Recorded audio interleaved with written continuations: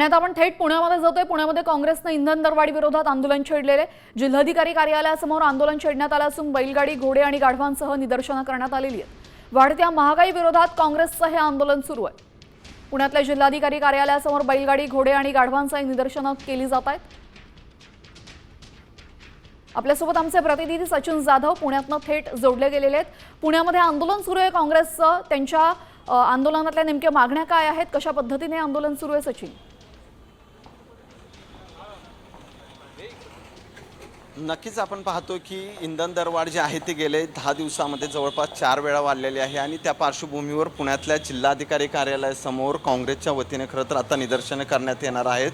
त्या पार्श्वभूमीवर खरं तर हे सगळे काँग्रेस कार्यकर्ते एकत्रित जमलेले आहेत। दुसरीकडे आपण पाहतोय की या ठिकाणी घोडे आणि गाढव हे या ठिकाणी आणण्यात आलेले आहेत। एकूणच आपण पाहतोय की काही वेळा ते सगळे कार्यकर्ते जे आहेत ते आंदोलन करण्यात येणार आहे आणि त्या पार्श्वभूमीवर पुण्याच्या जिल्हाधिकारी कार्यालयासमोर हे सगळे कार्यकर्ते निदर्शनासाठी आलेले आपल्याला पाहायला मिळत आहेत। एकूणच आपण पाहतोय की जी इंधन दरवाढ झालेली आहे ती खूप मोठ्या प्रमाणात होत आहे आणि त्याच्या पार्श्वभूमीवर खरं तर हे सगळे काँग्रेसचे कार्यकर्ते आता जिल्हाधिकारी कार्यालयावर समोर येऊन घोडा, गाढव आणि या ठिकाणी घोडागाडी घेऊन या ठिकाणी आंदोलन करताना आपल्याला एकूणच पाहायला मिळत आहेत। एकूणच आपण पाहतोय की सरकारचा निषेध करत या ठिकाणी हे आंदोलन जे आहे ते करण्यात येत आहे। एकूणच आपण पाहतोय की मोदींनी खरं तर जी दरवाढ केलेली आहे आणि त्याच्या विरोधात खरं तर दादा हे आंदोलन सगळं चालू आहे आपलं, आता काय सगळं ह्याच्या मागणी आहे?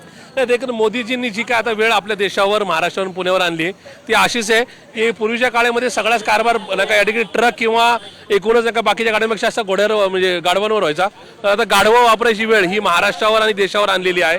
आपण पाहतोय पूर्वी घोड्यावरच प्रवास व्हायचा, आता घोड्याचा प्रवास कारण की लोकांना पेट्रोल डिझेल परवडणार नाही।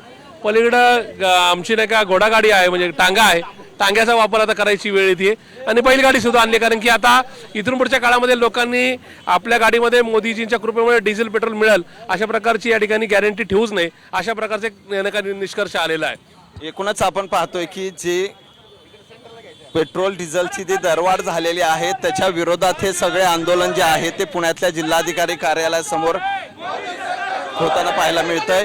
एकूणच आपण पाहतोय की या ठिकाणी गाढव, घोडे घेऊन या ठिकाणी काँग्रेसचे कार्यकर्ते जे आहेत ते पुण्याच्या जिल्हाधिकारी कार्यालयासमोर हे आंदोलन करत आहेत। एकूणच गेले 10 दिवसामध्ये जी इंधन दरवाढ झालेली आहे त्याचा निषेध करत या ठिकाणी घोडागाडी असेल, गाढव असेल किंवा